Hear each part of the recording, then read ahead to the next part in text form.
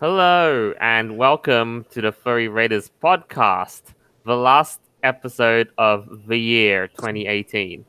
I am Jolt, chief host of the show, and joining me is none other than my co host, Avira. Hey everyone, it's me, your resident candy corn doggo. Next up, we have another returning host, um, Misfit. Wow.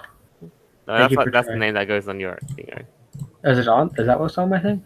Oh yes, hi. And last of all, we have a first Dylan. timer on the show. You go by Kizzy, right? Yeah. Just introduce yourself and just say a little fun fact about yourself. Hi, I'm Dylan or Kizzy. Yeehaw. So far, so all right though. Yeah, I mean, it's a shame that we've had a few little teething problems, and we're starting a tiny bit late. And as it stands now, this is like I said, we're going to do this episode while waving goodbye to 2018. The highlights, the lowlights, everything in between, the best moments and not so great moments in Furry and in our group.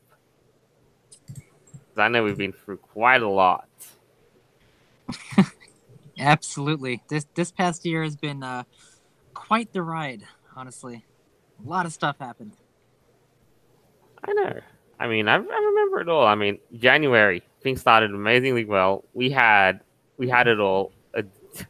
A Discord where we basically just had lit voice chats, a website to call ourselves home, and everything was just gelled together. I don't think I knew about you guys at that time. I think I've been here like 2 months, so I don't know what any of you are talking about. I joined like midway through the summer, I believe.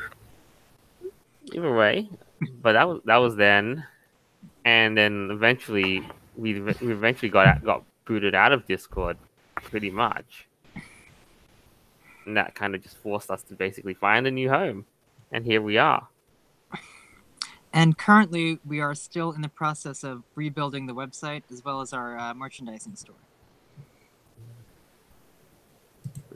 We're doing just that too, and also we're always on the lookout for building platforms as well. Indeed. And from then on, what other highlights did we have in Furry or in the group? Because I know the cons we went to, you or other were highlights as well. There were quite some interesting things happened this year. For me, I would say, and all of us really, this was the first time we ever saw the Nazi furs F off ribbons pop up at Anthrocon. And then they started to spread to other conventions, and now this is a thing. So that caused quite a bit of controversy, and this only just started back in July, or like early July, late June. So that's interesting. Kind of shows the infiltration of the SJWs into our fandom. I mean, heck, they're gonna carry this through all the way from 2019 onwards. I mean, who knows? Who knows how far it's gonna go? It's going to be a fun year, lads. It will. I mean, 2019 can go in all directions. Yeah. Yeah. Oh, and another thing that happened this year is that MFF surpassed Anthrocon as the largest furry convention in the world. Right? Was that this year or was that last year? I think it was this year. I think that was last year. Well, okay. Well, whatever. Okay, this year, MFF was the first furry convention ever to surpass 10,000 attendees. Okay, that's Go with that. That's what I meant to say. That's pretty crazy, though, isn't it? Mm-hmm.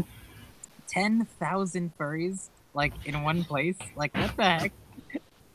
My goodness. Remember, no Russian. I mean, it just goes to show at this stage, like, I mean, furry's projected to grow. All conventions are expected to grow by the number now. Right, right, and they really all have been growing. There are a couple conventions out there that did have some problems. Of course, Rainforest and FAU, they were dropping in membership for quite some time. But overall, on average, most FurCons have been growing in membership all over the world. Mm. And new ones are starting up as well. Yeah, that's exactly the trend that we're heading towards. Really, it's needless. Suffice it to say, I'd hate to use the M word here, but it kind of is where we're heading towards, and that M word is mainstream. Oh no. Yeah, and that's gonna ruin us. Yes, and that also has to do with the whole, PC culture infecting the fandom. Just this year at Eurofurence, they released in their con book the rules and regulations, and they specifically said that we are a left-leaning political convention, that they don't accept any right-wing ideas at all. So it's stuff like that that's kind of changing the way that conventions are acting.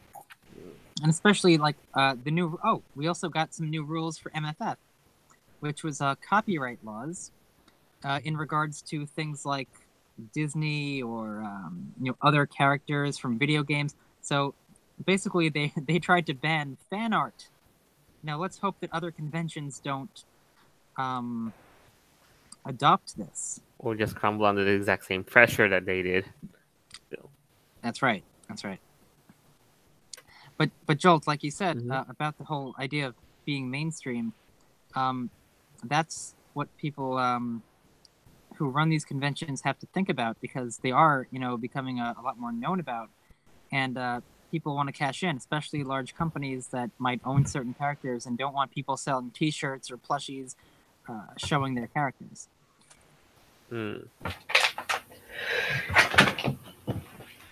Yeah, there's that too. But at this stage, I mean, that's the next thing that's gonna happen? FurCon's being sponsored.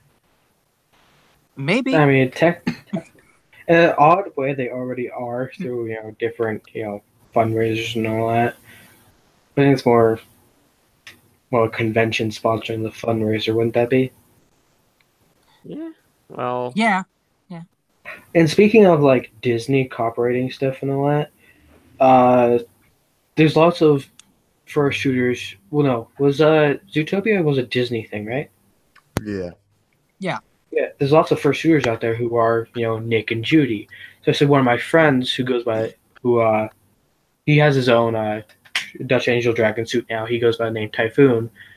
He's going to eventually give me his old Nick fursuit, which, by the way, is actually really good looking. I'll have that at PFC.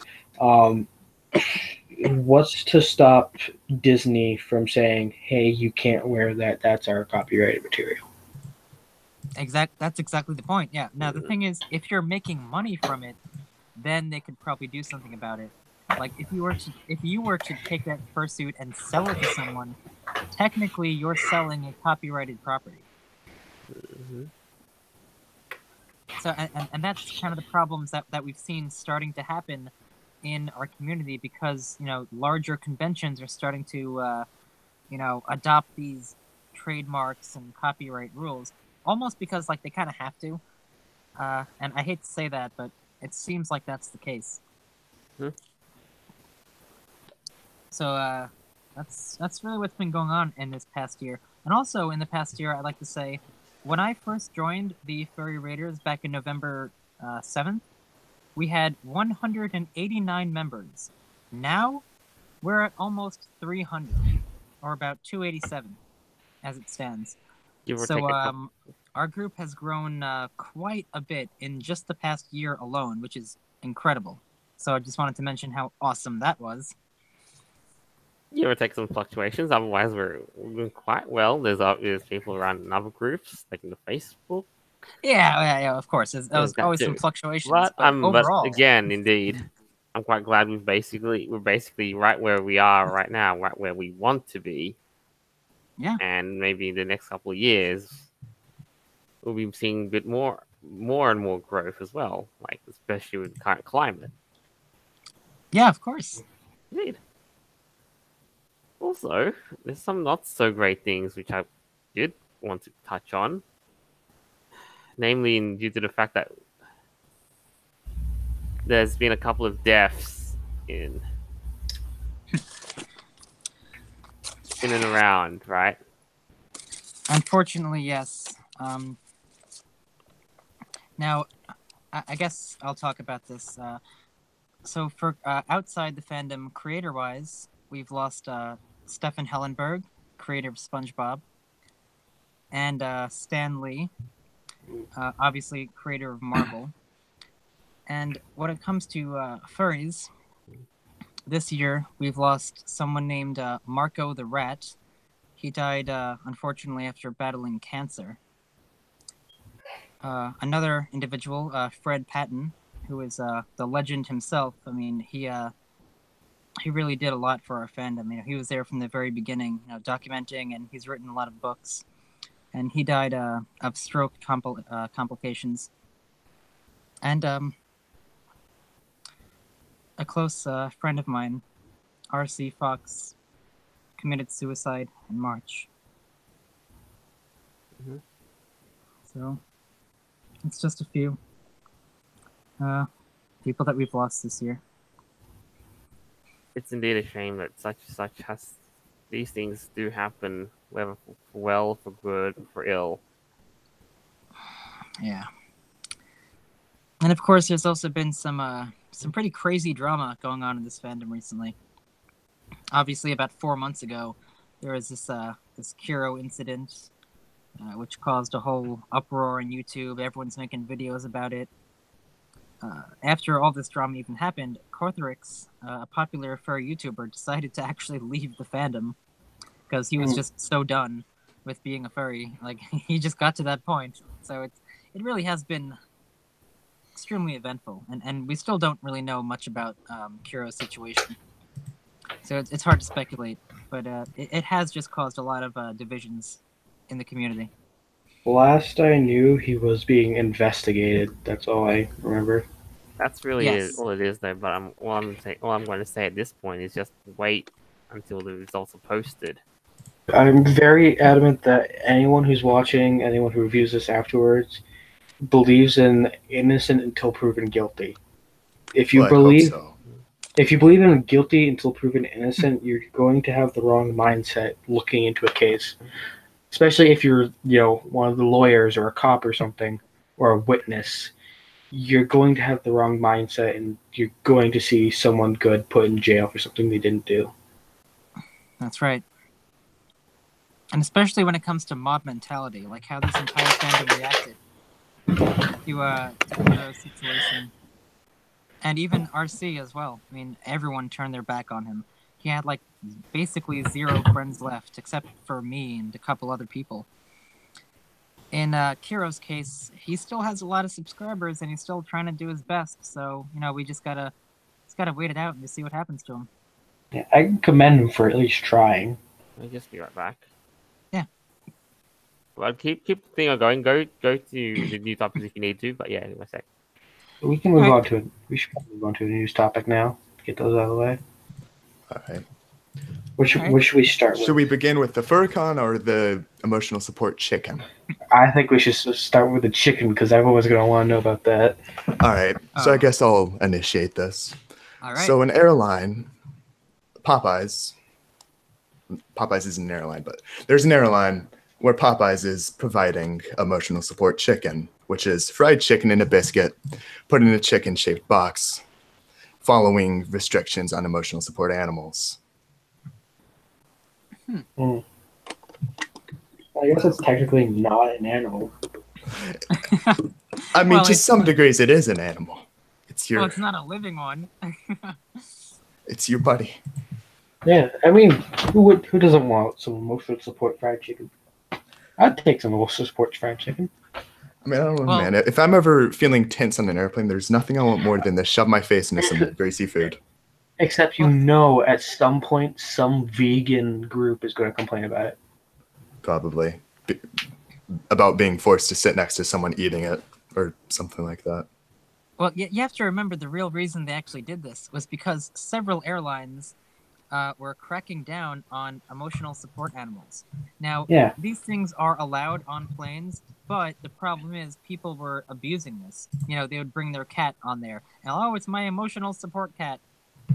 And instead of putting them in like how they normally transport animals like beneath the plane, they're like, oh, this is my emotional support parrot or my emotional support dog. Now, yes, there are legitimate cases for that, but do you guys remember this year what happened? Somebody brought their emotional support fox to a convention. Oh no. Do you remember? I, Oh my goodness. I don't think I heard about that. All right. I forgot which convention this was. I think it was FWA, What? but don't quote me on that. Basically, a furry brought his pet fox to a convention and said it was his emotional support animal, and he called it a dog. And because it was like a weird breed of like Russian fox, it looked like a dog, kind of, but like not really. And he totally lied about it. So, I mean, I'm just saying this is one of those weird cases where people could totally abuse the idea of support animals. But in this case, Popeyes was realizing that, you know what, if they're gonna say you can't bring support animals at all on planes anymore, well, we're just gonna make this chicken box. It almost seems a bit of a joke, as if they're giving some. I can see another problem with it. Some groups are going to come out and say, oh, it's, insulting fat people or promoting stress eating, et cetera, et cetera. Oh, yeah, the emotional support of food. Yeah. Which I feel like I wouldn't say I'm a stress eater, but I do eat a lot. But someone making fun of a few regulations being put into place. Yeah, isn't particularly. Yeah, someone's going to find problems with it. They're going to be. It's going to be nitpicked, problems that aren't really there. Like it's. People who will find problems with this are probably oversensitive SJWs. Oh, this is my emotional support animal. How dare you mock this? I need this for support and blah blah blah. But yeah, Popeyes did this totally as a joke, just to stick it to, the airlines that are cracking down on fake support animals. It's a very weird situation. I find it entertaining that Popeyes is taking a stance on such a thing, though. Yeah, just someone trying to serve chicken, and they're just like, yeah, let's take a stance on these regulations, shall we? Yeah, it's free promotion for them and free chicken for you. Oh, and it's totally genius how they have it like in a chicken-shaped box. Oh my god, I love it. That's so funny.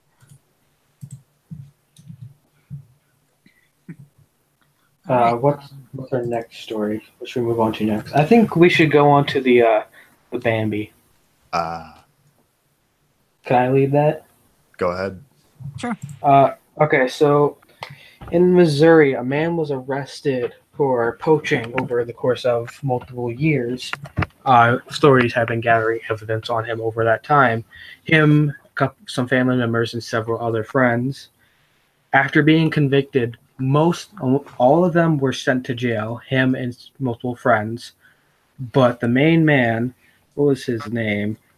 David Berry Jr., was handed the unusual sentencing of once every month for his year-long sentence, he has to watch the movie Bambi, the Disney movie Bambi.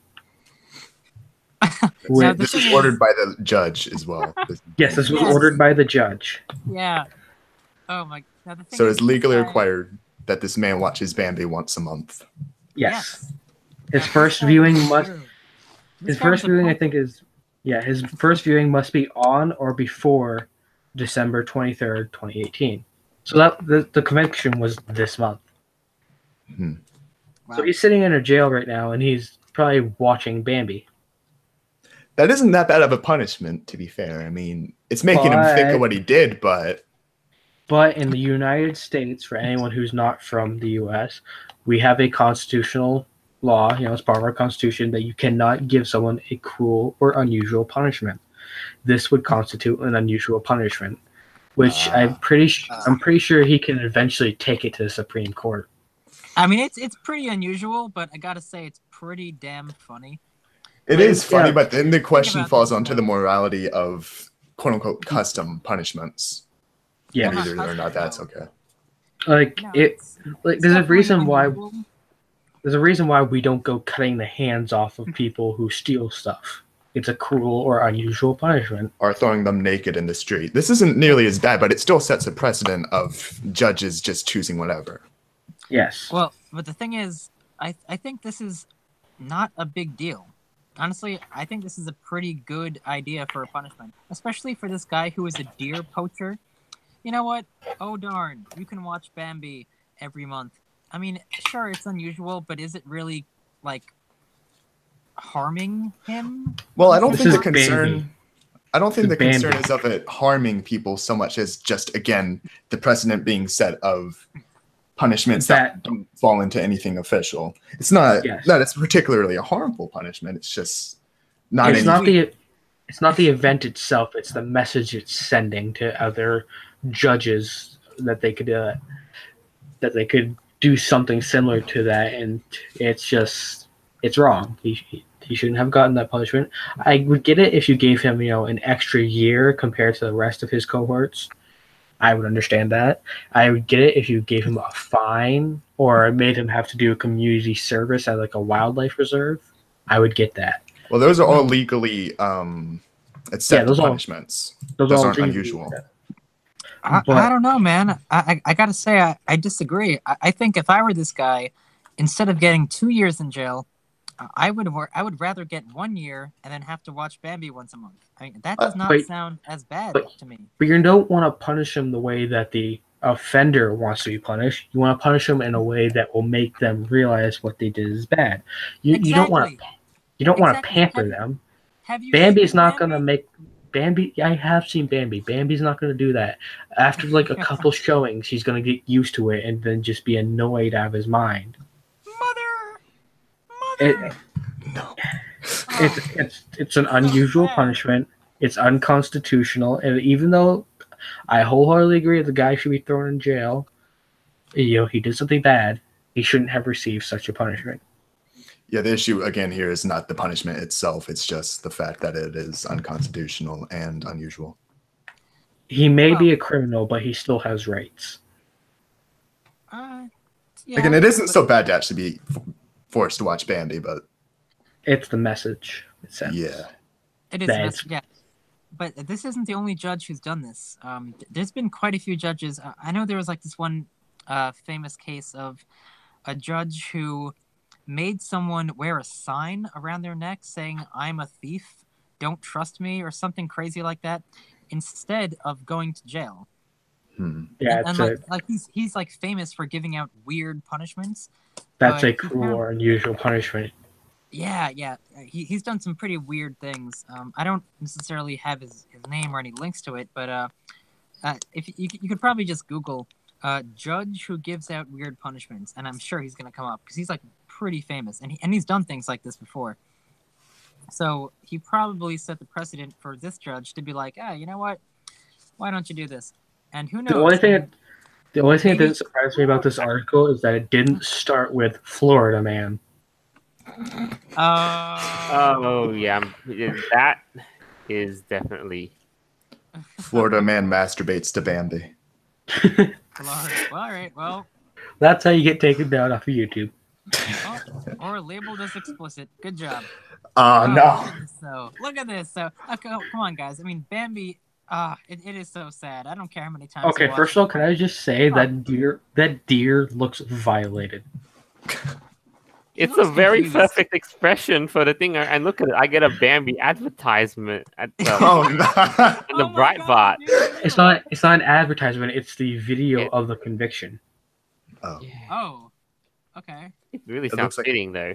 Oh, Yeah, look at that's this the dude. man. That's the man who has Right, to watch right. it every month.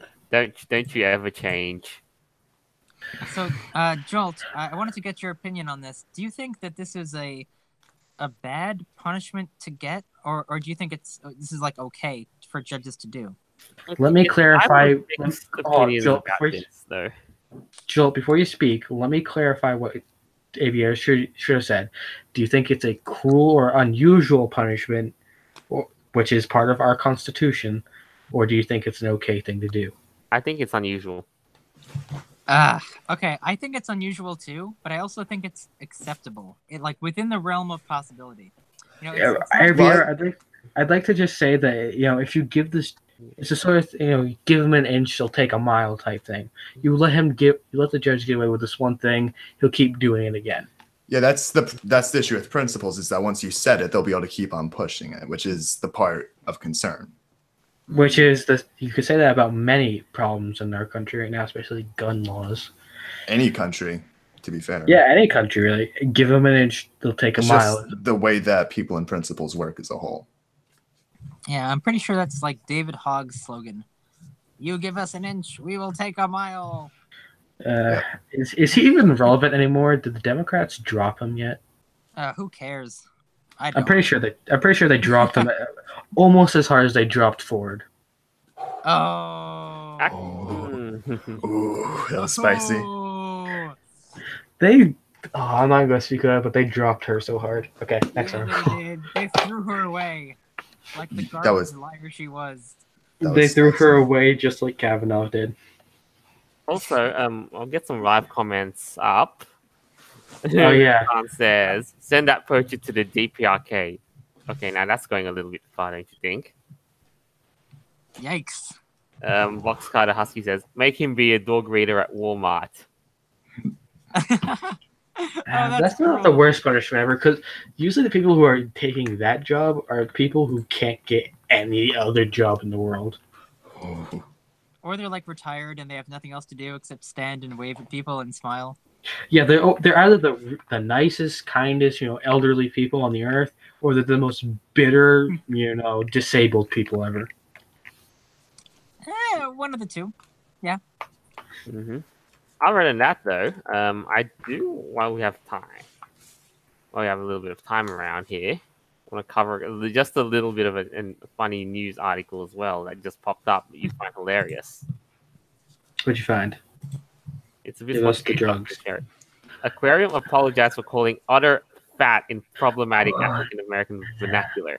Oh. I saw that on Twitter because, if anyone knows who Count Dankula is, he was talking about it a little bit. Yeah, and look at what the aquarium said. Bambi is a thick girl. What an absolute unit. She chunk. Look at the size of this lady. Oh Lord, she coming. Another internetism. And I gotta say that's a very cute fat otter. I have to say that. Yeah, that's adorable. It is, and oh my god! I mean, it's chubby, kind of a blob. Chubby animals are cute. They're not candy. So there's going to be backlash over an aquarium talking black on Twitter. Yet every single black Twitter user ever talks like that regularly. No, that's not talking black. That's talking meme. That's like meme, like 4chan. I think people are just mad about the Lord, she coming. They're mad about that. Actually, they're mad about calling the otter fat. No. Don't try to ascribe a race to the otter. Yeah, right. The race of fat. Oh no! Don't fat shame the otter. They might as well be. Positive. Yeah, that's pretty much it. They're just more body positivity stuff. And the thing is, it's not wrong to call this otter fat. Look at this blob. He's a fat otter. Okay, so what? That's a description. That's a descriptive term. Look at the thing. We call you people fat. I mean, what's the problem with that? By you people, I mean fat acceptance. No, you can fat shame us filthy Nazis, but you may not fat shame this otter. Yeah.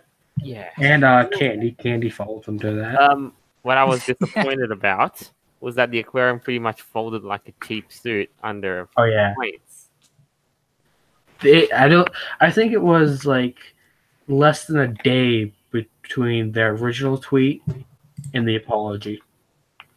Can you check the dates on the original tweet? December 19th. The backbone weaker than paper. Was it more than one day? Yeah, give or take. Yeah. But the fact of the matter is, it's just done by people who would not visit the aquarium in the first place. That they wouldn't even care about the otter. I bet you the people that complained never have been to that aquarium, or never have even been to an aquarium. They would not care about the otter. You go to a better aquarium, like the Boston Aquarium. Which I think, if I ever go down there again, I'm dragging Candy with me, by the way. Oh, that sounds fun. I do like the aquarium. Actually, there's one by me called Atlantis. They have like manta rays and stuff, and they The have a Boston dolphin show. It's really cool. Actually, when I was in the Boy Scouts, we slept over there like overnight, like in the aquarium, which was pretty wild. the Boston Aquarium and the Boston Museum of Science are both really amazing. I'm going to drag you there someday. Okay. Someone Oh, drag man. me anywhere. Now- I'm alone. Now we're just making Otter Worlds in the live chat. As their song says, Super Mario Otter World. I just Yeah. want just otter memes. Okay.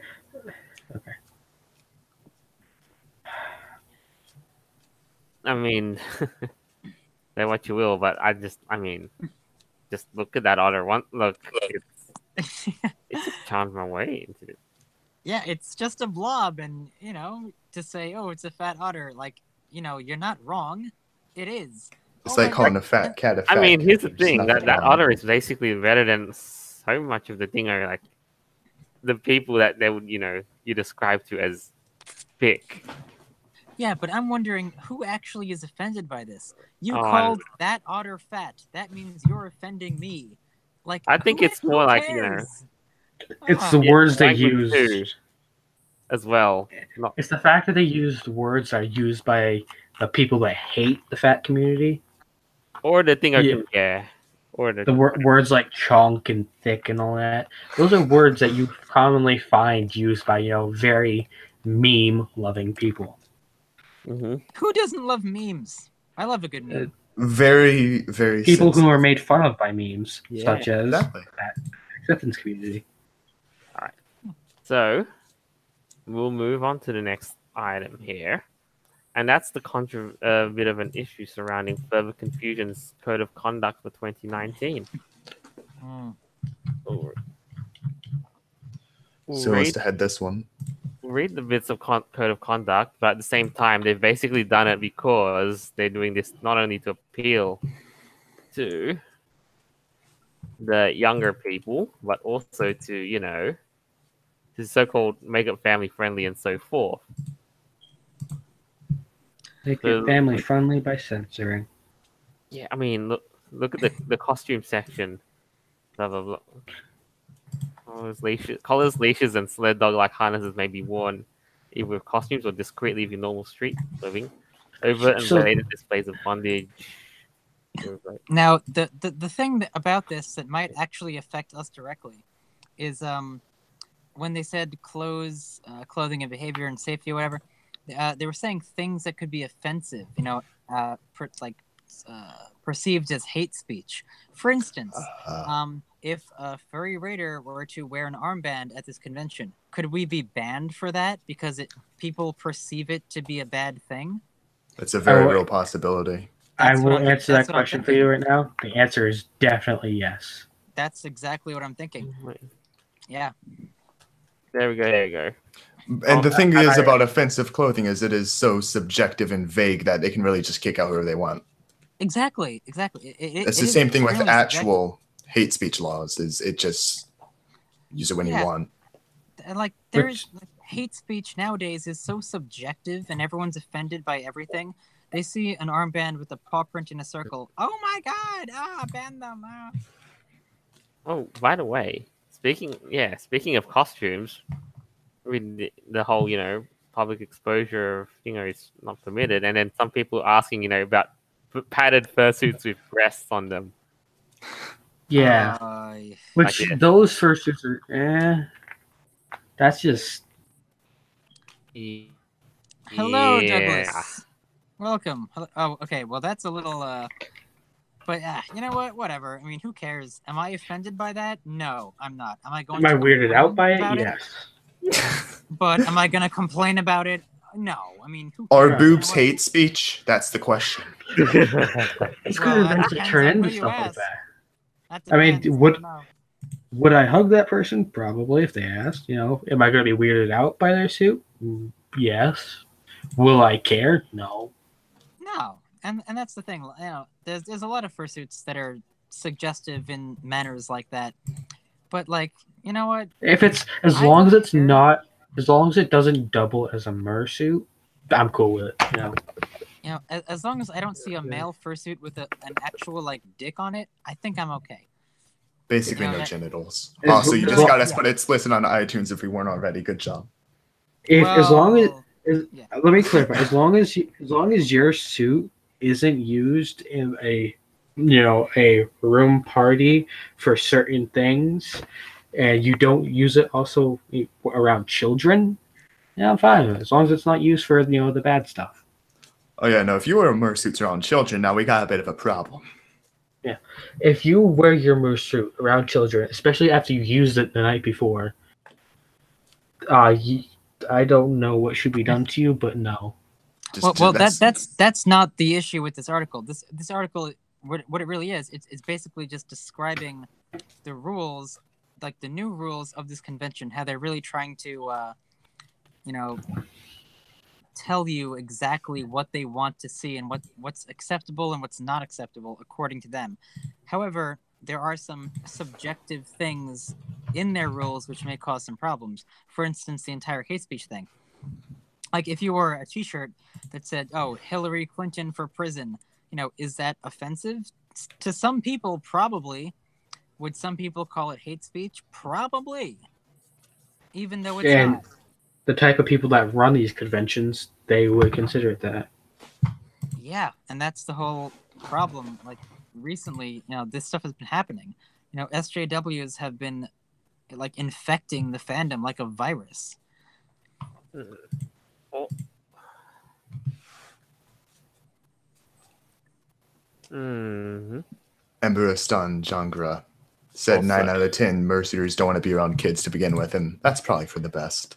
Yeah, that's a good thing. I don't want them around kids, and if you have a mersuit, you better have something else that you wear out on the con floor. Also, well, gentlemen, most people I know that have a mersuit, they have like an alternative one as well. That's not a mersuit that they wear. But God, I hope so. Right. Take a look at the membership section of the Code of Conduct. Deny or revoke members for any reason, including but not limited to safety concerns and code of conduct violations. In the rare case that a membership needs to be revoked, we will pursue all available channels of communication to avoid surprises or misunderstandings. For the safety of our attendees, can you scroll down a little more? Yeah. For confusion does not allow attendance by those with a history of sexual violence or pedophilia. Understandable.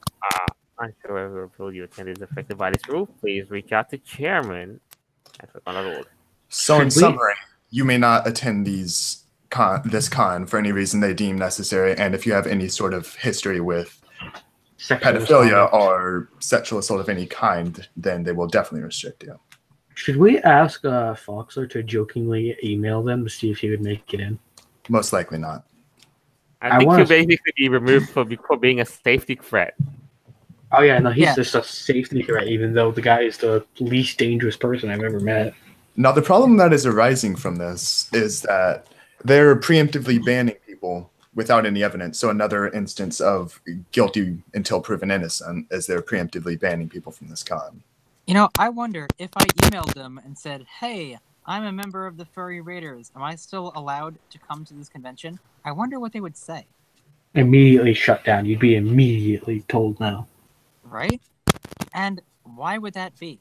Are these people so in their own little bubbles that they just don't I've seen some tweets where they're accusing us of protecting and harboring pedophiles and that they're not the ones at fault. Oh, good lord. Please. They think we're protecting, saying Foxer is a pedophile. They're saying other people are a pedophile, that we're protecting them. Because I'm a part of both the Raiders and the Civil Furs, and lots of it is directed at both leaders. Of course it is. Well, either way, that's ridiculous. It's a lot of people are just basically, going going a bit up against what FurCon's amended code of conduct is. Like they're asking, like, is so and so allowed in because they're, Yeah, it's all bullshit. It's all bullshit. I mean, It is, yeah. It's happening in But- January too, to boot. So it's basically they're cutting it a little bit close for time. Yeah, they're gonna lose. They're not gonna lose many, but they're gonna start randomly banning people based on suspicions, and then they're gonna lose a lot of goers. They're effectively playing Russian roulette with a magazine-fed handgun. That's fully loaded and it's already been caught. They're playing Russian roulette with a M9. Part So of the they're- concern for me that arises from this is the idea of just people being banned from accusations alone. So if someone just points at someone and says, "Oh, this person is a rapist," they just get banned. Or if they just don't like your political ideas, if they think you're going to be offensive or a racist or a bigot or whatever, even though you're clearly not, it doesn't matter. It does not matter to these people. And that's the problem with SJWs infecting the fandom like this. They try to change things and make it, so we're all just these snowflakes, living in a special little bubble. And nobody else can have an opinion. And oh goodness, I'm sorry much. if you're offended by such and such. Who cares?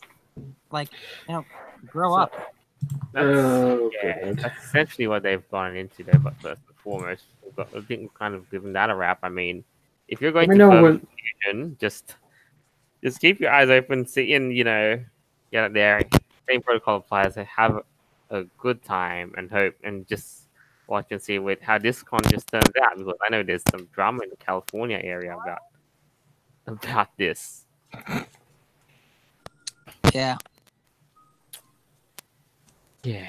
But other than that, we're going to move on to the last topic of the show, and that is essentially stuff where we're about going to Google. head next to us,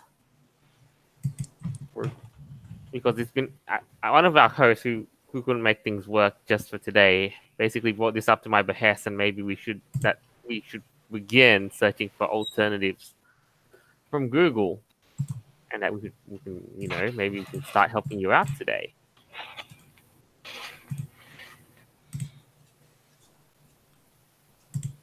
So, without any further ado, what I'll give you now is excuse my German, the fuck off Google Wiki. Well, okay. I guess Wait, we have to hold label on. this as explicit now. We had Joe, to are you- 30 minutes ago. It's fine. Joe, Yeah. are you French Canadian? No, Oh, I was wondering why you said excuse my German. the DE in the link prefix. Okay, whatever. Continue. Well, essentially, one of the hosts couldn't actually get on because of browser issues and so forth, and then Google Hangouts not working on Firefox, which is kind of prompting us. Well, I will say this straight up: that next year we will not be using Google Hangouts for our shows. Full stop. Due to other circumstances as well, part of which has affected us, but yes, you will still be able to find these shows on YouTube. Just means that you won't be able to, watch. You may or may not be able to watch them live on YouTube. We just won't be, using Hangouts as a streaming service. What's interesting about all these different Google alternatives is a lot of them are open source. And Yes. that's something that a lot of the big tech companies don't like very much, because open source basically means that anybody could use these codes to alter it and to customize it and create their own programs. And that takes away, from larger corporations trying to monopolize these platforms. So I think that's really interesting. Yeah, we'll start again. The same deal applies from search, but so on though, and emails too, which I think you should probably get into a habit of it. Like maybe make this, a habit that you should probably start in 2019. as well. I also highly Maybe- recommend to anyone to always have at least 2 or 3 emails. One being your real email, and the other 2 just being what I like to call spoof emails that you can use for any dodgy website or for if you need another account on your console or something. I always recommend having more than one. They've got Yeah. they've got other providers here. Proton Mail, I personally use. There's other ones I'm not too familiar with. I also recommended cock.li. What? What'd you just say? Cockly as a provider for emails. Sounds hilarious. Can I have you repeat that one more time? Why don't you make me do this? No, You know what he said. You know Yes, you sir. know what it is. Come on. just go play this video. Just go play the audio of this and rewind it so you can hear me say it again. You know. And essentially, yes. Next we have mobile OSs are a bit of a thing later down the line. Mm-hmm. F-draw, yep. GPSs, God. You know what I hate? Google Maps basically activates your location data the moment you get Wi-Fi. Oh, I know. It's like Big Brother is always watching you. It's so creepy. Yeah, and like it just pops up. It says, do you want more precise, tracking, device location? I'm like, And do you guys want to know a really interesting thing that just happened recently? In regards to alternatives to Google or even alternative tech in general. What we just found out, I believe either today or yesterday, we now know that Facebook sent allowances to Netflix and Spotify that allow them to read your private messages in order to send you advertisements for TV shows and movies. So basically, Facebook is violating your privacy and sending your information to other companies that allow them to look into what your conversations are. And Well, so there's a people are reason. people are very upset by this, and that's why they want to look into other alternatives, whether it be Gab or BitChute or other types of new social media platforms, because these larger companies are really not acting fairly. There's a big reason that the Zuck is in court after all. Yeah, that's why, yeah, of The course. Zuck suck. The main man himself. Yeah. Even so, I'd also recommend bailing out as well from Facebook and so forth, and just Yeah. and so forth. But at the same time, if you want a YouTube alternative, there's always stuff like PeerTube, BitChute, and other streams and so forth. But here's the problem with using alternatives. Since stuff like YouTube and Facebook, they're already established as the dominant platforms The problem for is their they've got niche. way too much power for their own boots to handle. So even if you use another alternative to YouTube, it might die in the next year because YouTube is still the place to go. Yeah, wasn't Well, there that one yeah. YouTube alternative that just got shut down due to some lawsuit Uh, from YouTube? I think it was Shut called down, just basically restricted. I think it was called Vimeo or something that Yeah. they did shut down. They shut down because they couldn't sustain themselves because YouTube is still the most popular video sharing and streaming platform. Yeah, it's Like, called Twi- monopolization. Yeah, they pretty much have a monopoly on the whole video sharing platform. Then you've got places like Twitch. Twitch is always going to be the most popular for live streaming, although they're slowly killing themselves with their terms of service. Facebook, Twitter, and Instagram, they'll always be the biggest in their regards. Snapchat. Now, Uh, the problem with having one big place where everyone is that Yeah, these platforms can pick and choose who has a platform.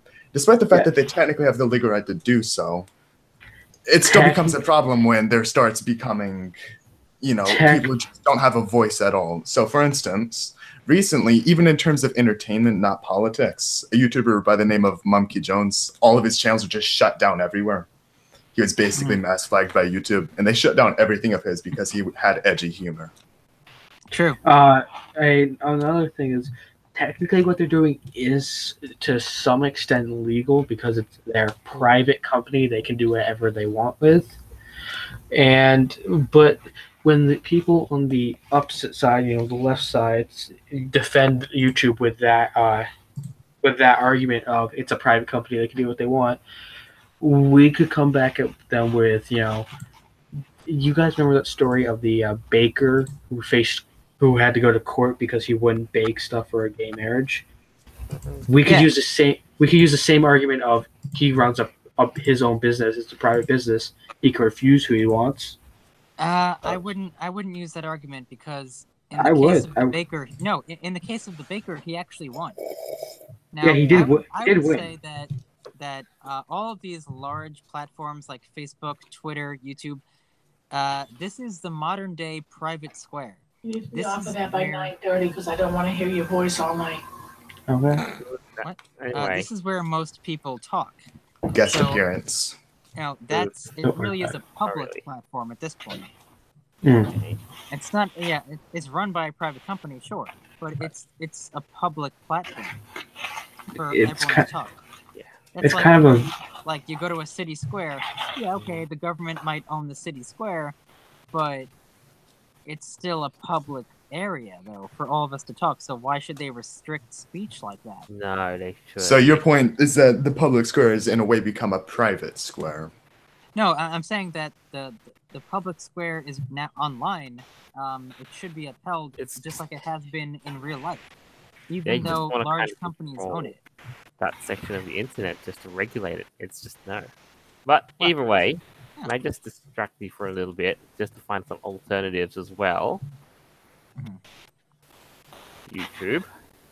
At the behest of Douglas, I would suggest that you go to, maybe if you use Android, you can get SkyTube, an app that allows you to download and permanently store YouTube videos before they are taken off the air, including our podcast and other things as well. And it's totally detached. It's totally detached. I have a question regarding that. Has any of the podcasts ever been flagged? I'm sure somebody's tried, but I have had no complaints so far. They've tried that. I have had not even complaints from iTunes. No. Did they? Yeah. Not that I'm aware of. No. When they found out about it, they did say, please don't flag this. And I was like, oh shit. But I'm like, no. Yeah, I think if people like Ben Shapiro can get away on the iTunes, I think we're fine. If CNN can get away with showing dead children in Syria, yeah, I'm pretty sure you can get away with it. Of course. Think of the woman and children. That's something that confused me. How did Ben Shapiro get to stay on iTunes, but they took off? I think there's some other weird things on the line because I don't really have a high opinion of Shapiro these days, but I kind of like him to an extent. That's another weird thing that happened this year. Alex Jones was completely deplatformed from everywhere ever.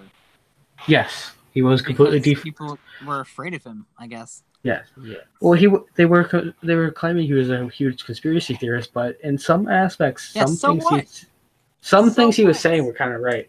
They didn't like him, so they took him off YouTube. They took him off Twitter. They took him off Facebook. They took him off everything they could. They took him off the app. They took what was it? What's his InfoWars off the App Store? Yeah. They took. I think PayPal even stopped. Yeah, PayPal, and I think he even had. Did they have a Patreon? No, I don't think he did. I don't know. I don't think. If they did, then it was probably taken down as well. Yes, it was probably. Yeah, they have a lot of censorship on PayPal as well. Right, and yeah, that's another thing that's going on right now is Patreon is starting to have issues and it's starting to deny service to some people. I don't know the full story, but I know something's happening. The basic idea is that Patreon is stopping people's accounts because of things that they do outside of the website. So if Patreon sees, oh, well, this person who's a Patreon person, getting money, said something mean on Twitter, well, Patreon's not going to support them anymore. Isn't Patreon also cracking down on NSFW stuff? No, that's Not fine. really. No, that's the That's- hypocrisy part. Is that's actually against the terms of service, but doing things outside of the platform is not. The most proper example that I can think of people getting deplatformed over stuff outside of the platform is, for example, with like Carl Benjamin or Sargon of Akkad. He just got yeeted out of there for things he did outside of the platform. Well, didn't Sargon willingly get rid of his Patreon? Either way, the No, fact he was is, kicked off. They just Okay. basically, whatever, got a few phone calls, like maybe from SPLC or whatever, and it was just gone. Speaking of the NSFW stuff, don't a lot of furry artists go through Patreon? Yes. Yeah, they do. And aren't a lot of those artists people that hate us? I Possibly. I don't know, maybe. I mean, most of the Depends on the fandom doesn't like us because they just don't for No, reasons. these re. But at the Yeah, same right. time, a lot of the people around the area they don't even give a shit. Yeah. I've lots of my friends I've mentioned the Raiders and they don't know who we are at all. Yeah. That's really strange, but okay. That's better than being viewed as Nazis, at least. Yes. Yeah, I suppose. Anyway. Yeah. I won't name names, but like one of my great friends who I met at A&E 2017, I mentioned the Raiders to her. She had no clue who you guys were. Huh. Well, damn, we're not as famous as we thought.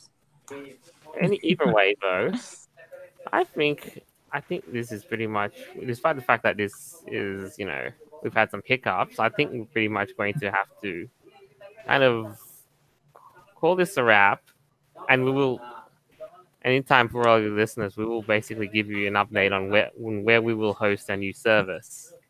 Should we apologize for starting a little late? No, not a problem. It happens sometimes. I've had to delay, so no. No, Okay. never apologize, never give up, never surrender. Yeah, that's pretty much the attitude we have to stick by. Not even that though. If I Gibbs slap you, Candy, should I apologize? Just nah. Okay. Sorry to interrupt though, but just as just to make your closing statements, how has your experience in the group been like throughout all 2018? Like you two. As I've said, I've only been in there about 2 months, and that time I've only infrequently shit posted, so pretty okay. Yeah, should I go next? Okay. I've been with you guys for maybe 6-7 months now. It's been a interesting ride, making and losing friends, getting accused of things that aren't true by someone I considered a good friend. It's definitely been an interesting ride. Very. One And, I will certainly stick on. Okay. All right. Yeah, I just wanted to tell you guys something interesting.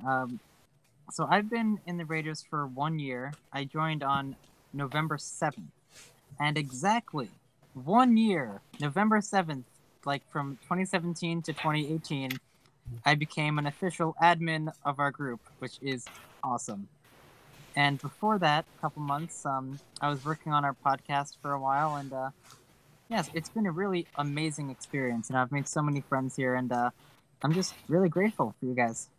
It's been awesome. I aspired to be an admin. Oh, I didn't mute myself. Sorry. Not a problem though. At least you're not exactly me, because I would never wish my position upon anybody in this social climate. Oh no, I would 100% want to become a Furry Raider admin. I think I'll stick to my lowly peasantness of a common member. Yes. Douglas, if you type something out, I'll read it for you. If you want to type a closing statement real quick. We will too, don't you worry, because I know his none of his microphones have managed to work. So, Which sucks. blame Google, blame Murphy. Yeah, just blame everything that's not us. Yeah. Yes, blame all the things. Except us, because we Yeah, really not us. make things Oh. work here. I'll 100% blame Jolt. Oh, you would. Yes, I would. Damn it, Joel always breaking stuff. Every microphone he could find failed one after the other. That sucks, Douglas. That either your house has an EMP in it, or Oh no, don't go the conspiracy route. Uh-oh. I'm going to conspiracy route. Hello, Alex Jones, V2. Turn the friggin' frogs gay. And that's how we get taken off YouTube. Woohoo, demonetized. I don't think any of these are monetized. Kind of little though, because I think it will eventually be able to start.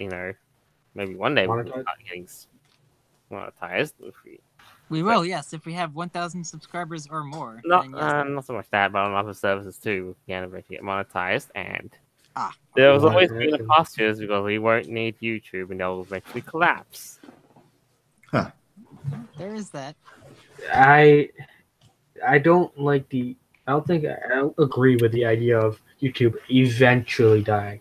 I don't think it's going to be anytime soon, especially if people come in and buy YouTube and fix it, which that probably won't happen anytime soon. But essentially, though, I will just say this on my own kind of personal end, though. I hope you guys who've stuck here with us through thick and thin, to the best of times and the worst, has enjoyed 2018.